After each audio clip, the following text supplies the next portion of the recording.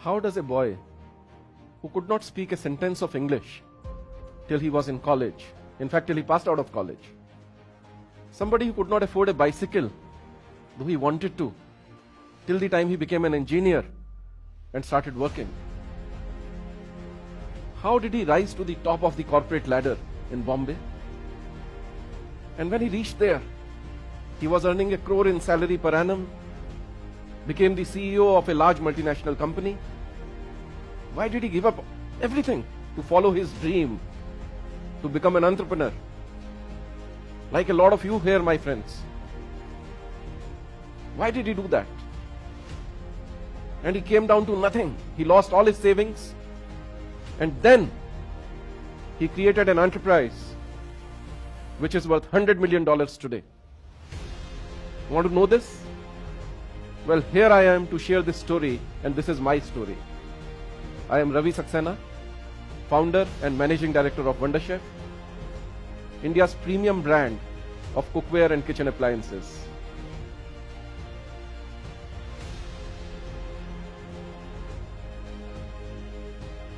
My father was a school teacher in a government school, and he left us when I was very young. My mother and my sister, 3 of us were left behind. Times were tough. We could not see what will happen in the future. So we were quite lonely. But one thing my father had given to me was my belief in hard work, my belief in education, and the necessity of education to create success. So I kept on, and I fulfilled the dream of my parents to get admission in Delhi Engineering College, a very premium engineering college. I wanted to stay in Delhi so I could be near my mother and my sister. And my only aim in life was that I should be able to become an engineer, start working and support my mother. There were hard times for her. And that is the time somewhere I got that fire in me that when I grow up, I would like to create jobs in this country, especially for women.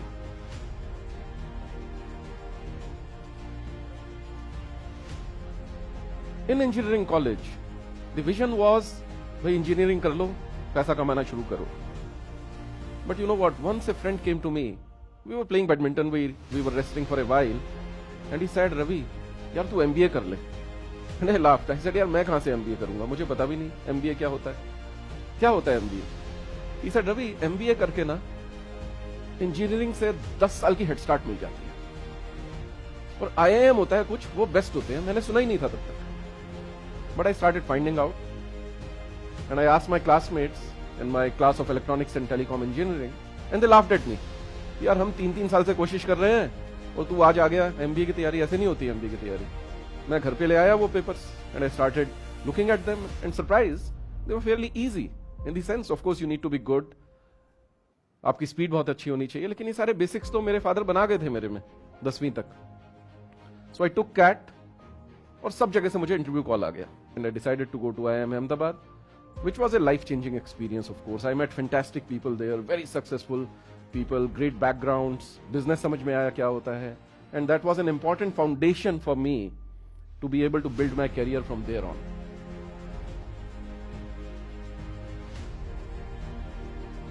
I started working in Blowplast, the makers of VIP luggage. वहाँ पे मैं product manager था marketing में. And after 1 year, I got a job offer from Citibank. Now, Citibank in those days was the mecca of jobs. वहाँ पे अगर आपको job मिल गई तो समझ लिया आपका कैरियर बन गया, आपके पास पैसा आ गया और एक लंबी आप वहाँ पे कैरियर बना सकते हैं. I was very happy, top of the world. And at the same time, I also got a job offer from an unknown company जो इंडिया में एग्जिस्ट ही नहीं करती थी, फ्रांस से आई थी. And they said they were looking for someone to research the Indian market, और अगर market में पोटेंशियल मिलेगा तो वो बिजनेस सेटअप करेंगे. No promises, no guarantees, no permanent job. But कहीं ना कहीं मेरे में शायद वो इच्छा जग रही थी एंटरप्रेन्योरशिप की, कुछ क्रिएट करने की अपने आप. हालांकि वो मेरा एंटरप्रेन्योरशिप वेंचर नहीं था, मैं किसी के लिए काम करता, लेकिन मैं अकेला करता और मैं कुछ क्रिएट खुद कर सकता था. तो मुझे बड़ा मजा आया. मैंने कहा चलो ऐसा है, सिटी बैंक जैसा ऑफर जिंदगी में एक आध बार ही मिलता है, लेकिन कोई बात नहीं, I will give it up and I will take up this challenge. 2 साल दोस्तों, 2 साल मैं उस कंपनी के लिए अकेला था. बहुत मुश्किल समय लगा, क्योंकि आप डाउट करते हैं अपने आप को, My friends used to tell me, Ravi, you have gone crazy, you are destroying your career, what the hell are you doing? IIM Ahmedabad की डिग्री है, तुमने जला के खाक कर दी, कुछ नहीं कर रहे तुम. But I kept at it. I managed to convince my organization that yes, there could be a potential in India. दिन रात मेहनत करी थी, तो उन लोगों ने मुझे चांस दिया बिजनेस स्टार्ट करने का.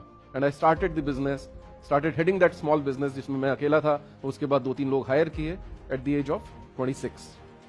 And I became a very young CEO. हालांकि उस सीईओ का मतलब इतना नहीं था, लेकिन धीरे धीरे वो कंपनी बड़ी जबरदस्त बन गई. हमने 5 बिजनेस उसमें लॉन्च किए. उस कंपनी का नाम है सोडेक्सो, शायद आपने नाम सुना होगा. आज मुझे बताते हुए बहुत गर्व होता है कि today more than 1,10,000 employees are employed by this company in India.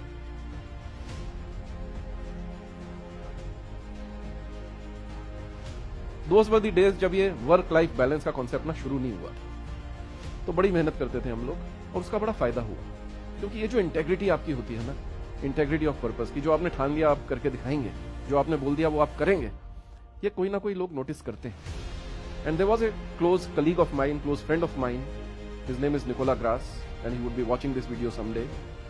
And he said to me that Ravi, you have a unique skill of entrepreneurship. और ये बात आप दोस्तों याद रखिए, जब आप किसी कंपनी के अंदर भी काम करते हैं तो ऐसे काम करिए कि आप ओनर हैं उस कंपनी के. सो मैंने उस तरीके से काम किया. और निकोला ने मुझे क्या बोला कि Ravi, you have that seed of entrepreneurship in you, and one day if you want to start your own business, I would be investing with you. So then I went and joined another group where I was the managing director again, and I was building hotels, restaurants, coffee shops, fun zones. और वहां पे मेरी मुलाकात हुई chef Sanjeev Kapoor से. उनके restaurants का हमने मास्टर फ्रेंचाइज लिया और उनके काफी सारे रेस्टोरेंट्स हमने बनाए. और जब उन्होंने मुझे काम करते देखा उस पैशन से, उस स्पिरिट से, सो सडनली एक दिन उन्होंने मेरे को बोला, जैसे निकोला ने बोला था ऐसे ही उन्होंने बोला, Ravi, you deserve to build something of your own man, you deserve to build your value. बात आई गई हो गई, लेकिन मेरे दिमाग में रही. और फिर 3-4 साल वहां काम करने के बाद मैंने एक दिन फैसला कर लिया कि I need to start something on my own. And who were the people I called? Of course I called Sanjeev Kapoor ji, I called Nicola and I said, listen, this is my idea. Would you be my partners? Would you back me up? Both of them agreed. We had a common meeting together. A friend of Nicola also came, Alessandro. And I'm so thankful to these people that they trusted me. And 4 of us started this business venture. Today, Wonder Chef has become a big company. But the journey was always not easy. तीसरे साल तक we had hit a roadblock. क्योंकि हमने थोड़ा थोड़ा पैसा डाल के बिजनेस शुरू किया था, बहुत मजा आ रहा था, क्वालिटी प्रोडक्ट्स थी, लोगों को अच्छी लगी. लेकिन तीसरे साल तक we absolutely run out of cash. मेरा एक मंत्र है जो मैं आपको देता हूं, IAS.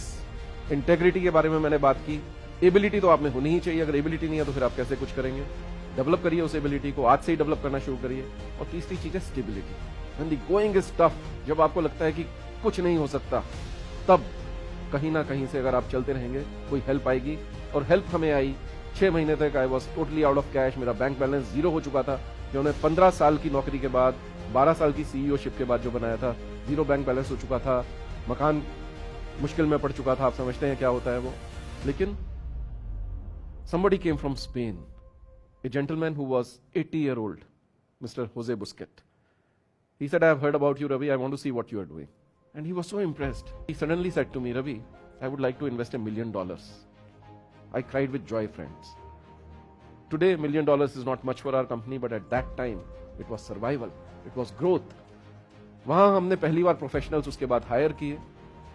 आज मैं आपको बता सकता हूं, जो उन्होंने $1 मिलियन डाला, उसकी वैल्यू आज 20 मिलियन हो चुकी है. लेकिन जो ये मैं बाहर की बातें कर रहा हूं, IAS, साथ ही में एक एंटरप्रेन्योर को अपने अंदर की भी एक मेडिटेशन करनी पड़ती है.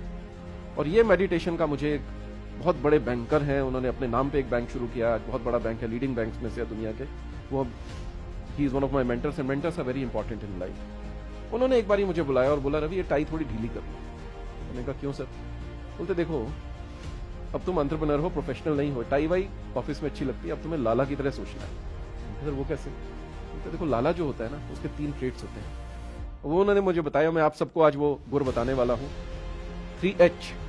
पहला H है हम्बल.